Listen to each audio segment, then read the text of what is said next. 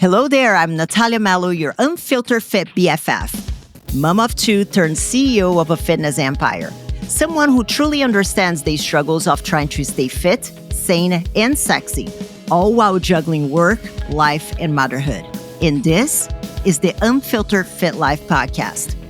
Follow along wherever you're listening and join me weekly as I help busy working moms just like you simplify your fitness journey so you can lose fat, regain your confidence, and feel sexy AF. It's time to stop living in the what ifs and hiding from the cameras. It's time to regain control over your body, feel sexy naked, and wear a bikini confidently. People already see you as a super confident woman, but it's time for you to feel the same way too. Come on, let's go. Hello there, fam. Welcome to another episode of the Unfiltered Fit Life podcast. I'm Nathalia Melo, your host, and today we are going to be covering the biggest myths keeping you stuck in your fitness journey. And what inspired me to record this podcast was a conversation that I had on my DMs last week. And if y'all ever spoke with me on my Instagram DMs and you're like, is that you? I'm like, yes, it is me. It is me. And, a lot of the conversations that I have bring a lot of inspiration for this podcast because I want to make sure that these episodes are educational and they're helpful, not just another thing to make you confused. Because the truth is that fitness is already hard enough without you wasting your time on advice that sounds good on Instagram. But ultimately, they keep you stuck in the same place because they are so complicated. And people try to overcomplicate and sound smart. And, and here's the truth. There are some advice and things that are taught on social that are not 100% untrue. But the problem is that a lot of the information lacks context. It's kind of like, for example, anybody here that works in accounting is an accountant or bookkeeper or something like that. You open Instagram and then you have all the bros, all the alpha bros. You have to buy a G-Wagon, bro. Like it's completely free with your taxes. But there is a lot of context that need to be understood in order for that to maybe perhaps one day make sense. And, a lot of you are not fitness professionals. So it's easy whenever somebody's talking all these complicated words on social and it kind of like they do some serious mental gymnastics that makes things make sense. And you're like, oh, it's true. But is it though? And one of those things, kind of like going back to what inspired me to record this episode, was a message that I received from a lady last week. And she was saying that I was talking to her, asking about her goals. And she's like, I want to lose fat, but I'm just going to build muscle because if I build muscle, automatically I'm going to lose fat. And I'm like, who told you that? Oh, I just saw it on social media. And I'm like, that doesn't really work like that. And that's kind of what inspired me to have, to compile the 3 biggest myths that I see right now that are keeping people stuck. And let's go to the first one, which is an answer to this conversation that I had with this person on my DMs, which was, I just need to build muscle and then fat loss will just happen.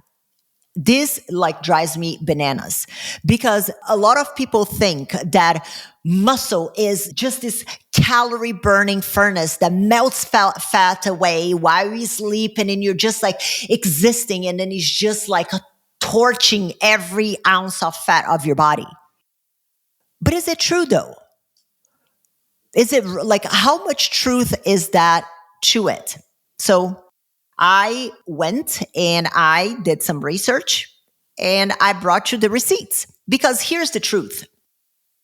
1 pound of muscle, you can go look on the internet and you're going to have people saying, it burns about 50 calories per pound or whatever. But 1 pound of muscle burns anywhere between 6 and 7 calories per day at rest. So if you gain 10 pounds of muscle, which again, even whenever we talk about gaining 10 pounds of muscle, it's not easy to gain 10 pounds of muscle. Just for context, the data on the ability to gain muscle is not very, very conclusive. But what we have right now is that give and take someone who is a beginner, we're looking at about a pound per month. assuming that you're ticking all the boxes and you're consuming adequate protein and pushing yourself close to failure and putting all the dots on the I whenever it comes to what is necessary, all the steps necessary to build muscle. You're looking at about a pound-ish per month for a beginner.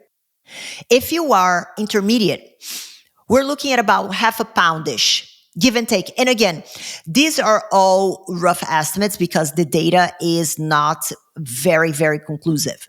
I'm giving you here a rough estimate, but my point is more to show that you're not going to gain 5 pounds of muscle in a month. It's just not going to happen unless you are taking anabolic steroids, but then it would be a different conversation. So intermediate, you're looking at about a pound, half a pound. Okay. And then whenever we're talking about people that are a bit more advanced, you're looking at about a quarter pound per month. This is just to give some context and understanding that even when I say that if you gain 10 pounds of muscle, it's not something that is going to happen overnight. It's not something that is going to be like, oh, I tripped in some dumbbells and I gained 10 pounds overnight. That's not how it works. But let's assume that it is something that is a very easy and straightforward process and, fast. You gain 10 pounds.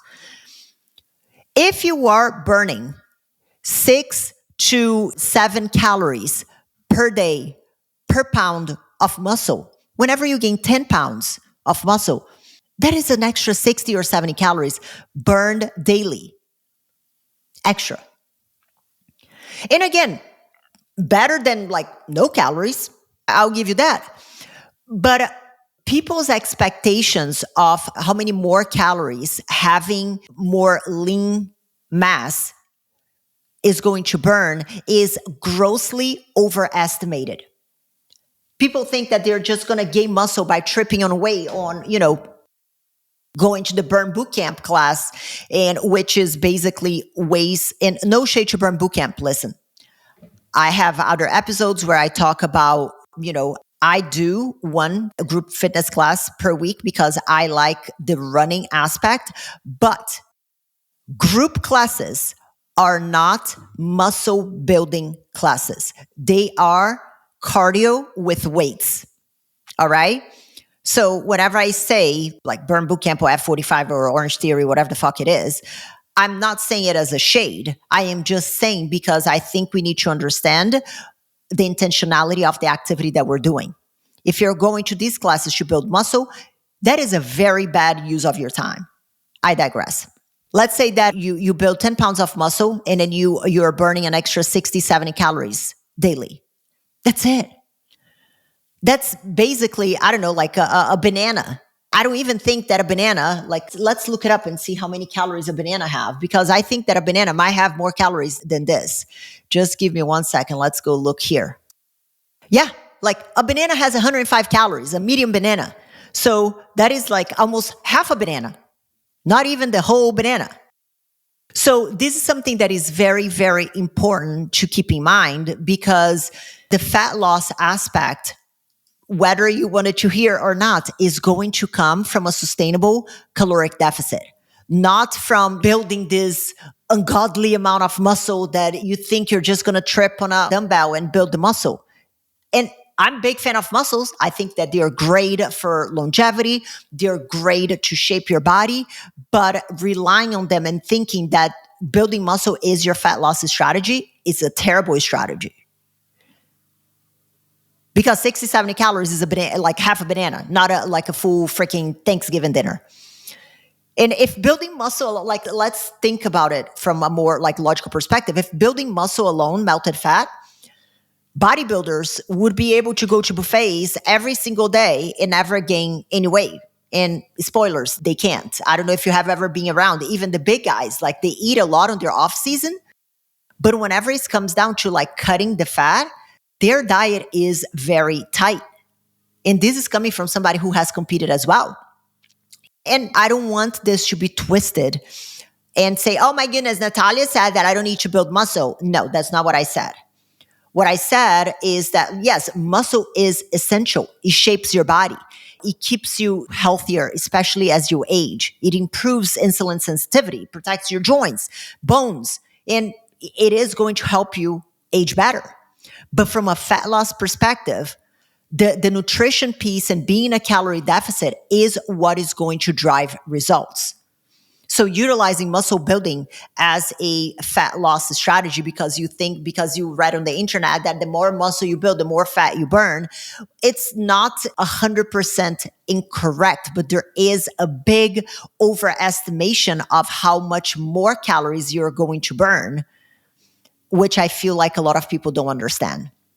So that was myth number one. And the solution for that, make sure that you are controlling your calories if your goal is to lose fat. Okay. Now let's go to myth number two.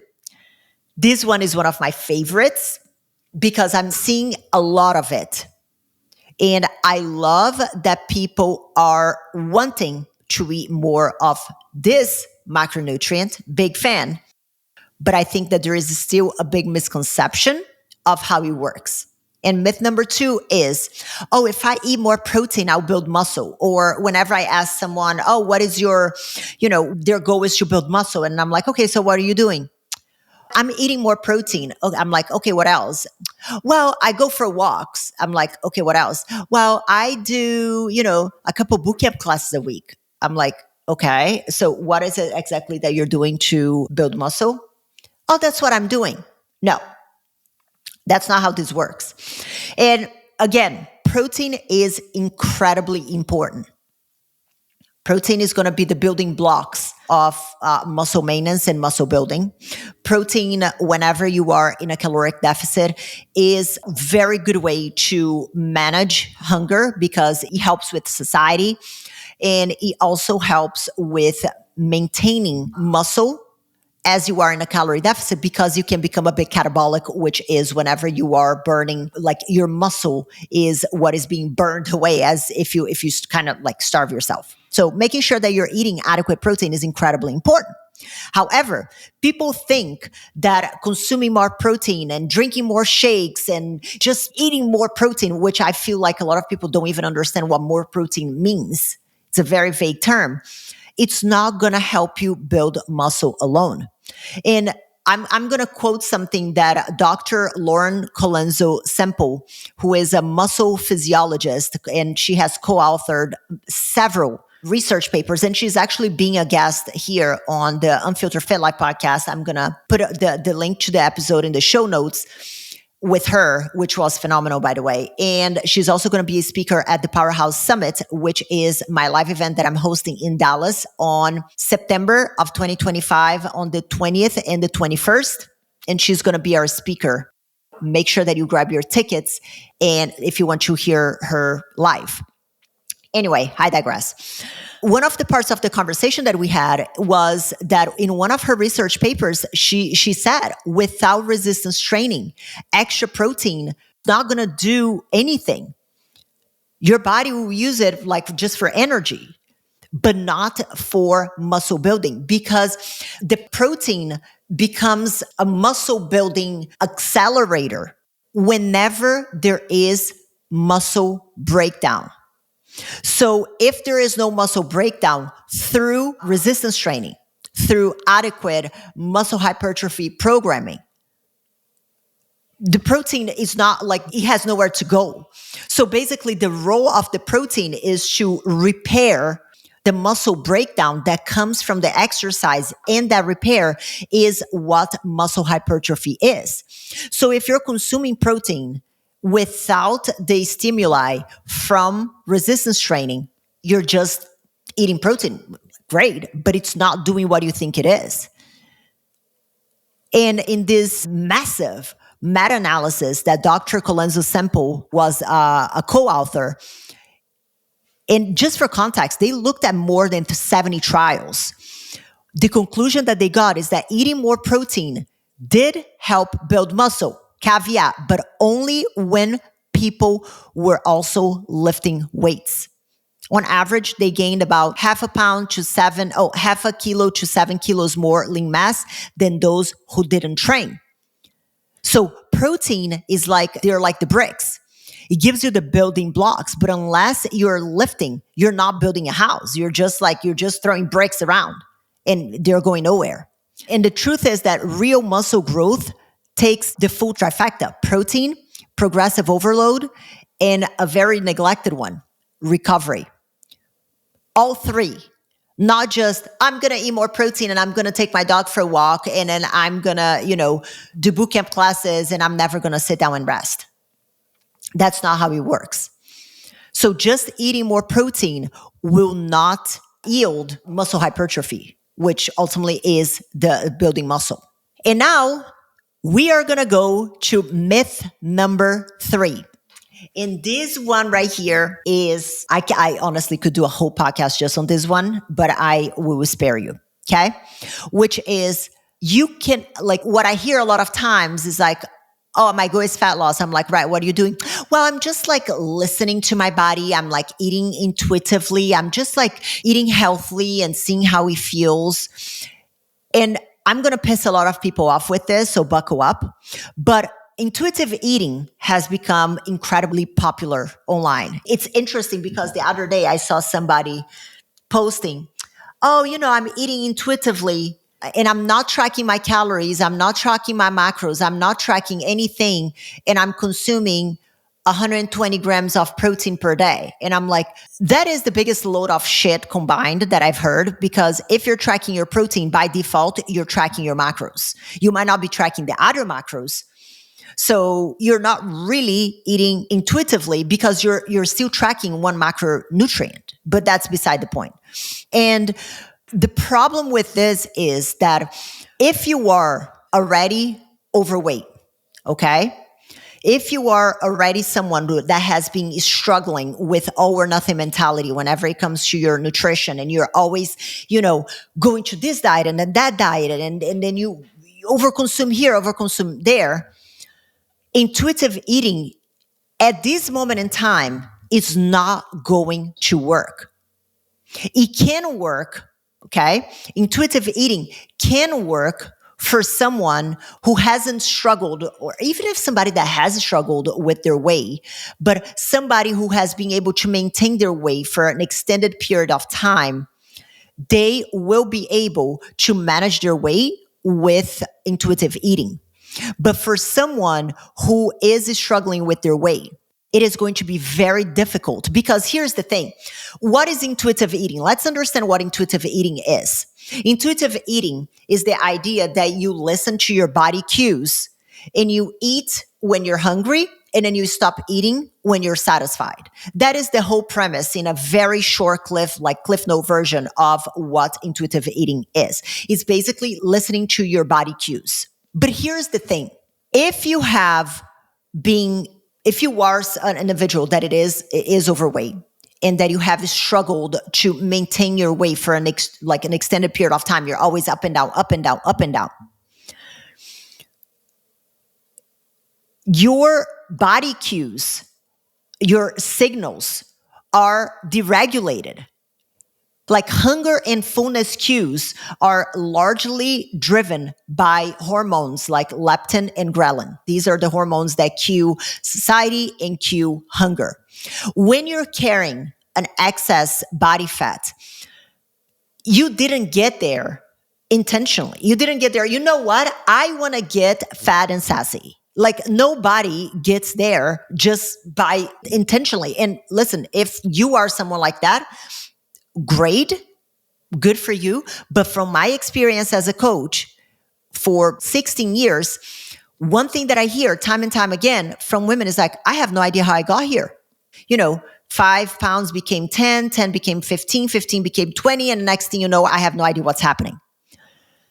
So if your hunger and satiety hormones are deregulated, which happens whenever you're carrying additional body fat, how is it that you're going to listen to those body cues that are signaled by these two hormones that are deregulated? How is it that it's going to work? Your intuition is going to be telling you to eat, like quote unquote intuition. Your body's going to be telling you way more than what it actually needs because the hormone cues are deregulated. So you cannot intuitively eat your way into fat loss if the cues and the intuition you're following are not operating at 100%. It's kind of like trying to knowing that your gas tank is broken or is deregulated and using it as a 100% accurate tool to know when to put more gas in your car. At some point, you're either going to go run on empty or you're going to put more than what you need. And don't get me wrong, intuitive eating is a very powerful tool for long-term maintenance. But if fat loss is the goal, you are going to need a structure, some form of like portion control, calorie awareness, a strategy that is going to allow you to retrain your hunger cues. And then once your body adapts to becoming comfortable, because here's the thing, whenever someone is in a calorie deficit, it is not abnormal to experience low level of hunger. And here, whenever I'm talking about low level of hunger, I'm not talking about, oh my goodness, I have such I'm dizzy. I have a headache. I have a migraine because I'm so hungry. I'm starving. No, that's not the kind of hunger that I'm talking about. I'm legitimately talking about, the one that is uncomfortable. You know that you're hungry, but you can still operate okay. It is a very normal process of fat loss when you are in a calorie deficit. So if you have always responded to that hunger with snacks or with food or with something else, how is it that you're going to be intuitive about staying in a calorie deficit if every time that your body told you that it was hungry, you just gave something to it? So we need to almost retrain the body to become comfortable with a low level of hunger, which is going to be very difficult to come intuitively, especially for individuals that are overweight or have been overweight or obese. There is data that suggests that once there is a significant deregulation, especially in very obese individuals, that once there is this deregulation, it kind of stays with you. But for the most part, once you learn your body cues, then it becomes more feasible to maintain through intuitive eating. And here's the thing, the season of life that I'm in right now, I am on that intuitive eating season of life. But tracking my calories and having a meal plan and meal prepping and all of that actually is not beneath me. It's not something, oh my goodness, I'm so advanced. No, if I have intentional goals, like for example, if I'm wanting to lose body fat, right now I'm in a maintenance, but if I'm intentionally wanting to lose body fat, I am going to go back to the basics, go back to the fundamentals. I like to look at fat loss and calories and things like that, almost like we look at money. Can you potentially become wealthy and save money and all of that without a budget? Maybe. But aren't you going to be a lot more efficient by having a very good understanding of your numbers and having a budget and knowing what's going in and what is coming out? Feelings are not absolute data. Like feels, I'm just going to go by vibes. Everybody's going by vibes today, and we have an absurd amount of people that fall into the obese and overweight category. So obviously the vibes are not working. So we need to go back to the basics. And yes, intuitive eating, it can be a great tool. But if the goal is fat loss, it's going to be very challenging to understand the cues that your body are giving, especially if you are an individual that has been battling with your weight for a lot of time and fall in the overweight and obese category. So, and here, most of these myths come from oversimplified advice or advice without context, or I don't know, maybe the fitness industry trying to sell you some bullshit. But the truth is that fat loss and muscle building don't have to be over complicated. But all the bullshit that's being spilled out there, and the different complicated strategies is what is keeping so many people stuck. And that's why I wanted to address these myths, because I'm going to eat intuitively. What does that mean? If your goal is fat loss, what does that mean? Objectively speaking, I'm just going to eat more protein. Okay. Like, and what else? And how much more protein is that? What does that look like? I'm going to reduce my portions. Like, objectively speaking, what does that look like? I'm just going to build more muscle. Like, how much more muscle? Like, what is the strategy for that? So I think that we need to gain a lot of clarity. And that is only going to be possible by simplifying these strategies and giving objectivity on what we're tracking and what we are trying to accomplish, and stop the whole idea of going by vibes. I don't know what's happening right now, but I feel like everybody's like, my feelings, like I feel great. I'm like, stop it. You don't. You just told me 5 minutes ago that you feel like shit and you haven't taken photos with your kids. So we need to start being a bit more honest with ourselves, to stop falling for the BS out there that is trying to get everybody to think that the complicated strategies is what is going to move the needle. Because the reality is that fat loss, muscle building are all going to come from consistency. And consistency is more attainable when you have a strategy that is simple. The more complicated, the harder it is going to be for you to stay consistent with it when life's, which, for most of us is often. And that's the formula. There are no hacks, there are no gimmicks, there's like no, this hidden secret. The hidden secret is that you have to simplify what it is that you're doing. If you have fallen for some of these myths, don't worry, don't beat yourself up. We all have. Funnily enough, I have a fun story for you here. And that, this is why I'm so passionate about talking about clarity on goals and what we're doing. And I'm going to tell a story and then I'm going to wrap up. So I remember, I don't know if I've told this story here, but here it goes. I remember I had a friend. This was before I knew much about nutrition and calories and all of that.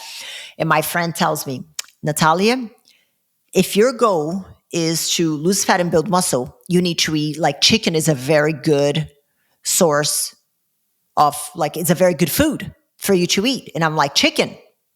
And that's all he said, chicken. And I'm like, got it. Can totally do that. So you best believe, oh my God, this is so ridiculous. But it is 100% true, guys. 100% true. I drove to Popeyes and I got a bucket of fucking fried chicken. And I had the whole bucket of fried chicken thinking that I was on point. Why? My friend told me that what I had to do was eat chicken because chicken was good for you and it was healthy. So I ate a whole bucket of chicken from Popeyes, and then I go to him the next day. I'm like, oh my God, I'm so fit. And then he was like, okay, what did you do? And I was like, I ate the chicken. You told me that chicken was good. And he was like, oh great, how did you cook? And I was like, well, I went to Popeyes and I got a bucket of fried chicken. And this was an inside joke that we had in our friends group for a very long time because of how kind of now in hindsight, I look and I'm like, that was ridiculous. But that is the reality. It might sound ridiculous for you too right now, which I think that this was 2.5 decades ago. But I think that we're still lacking clarity and going by vibes on what we want to accomplish and what we have to do.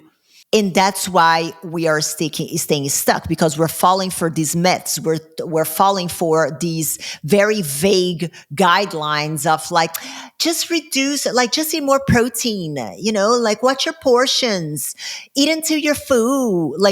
What does that look like? Because a lot of people don't even know what being full and not being full looks like because they're always snacking.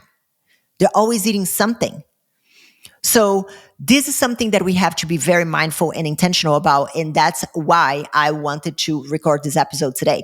If you have any additional myths, or if you've seen anything on social media that you like me to comment on, send it to me on my Instagram. I'm going to link my Instagram on the show notes.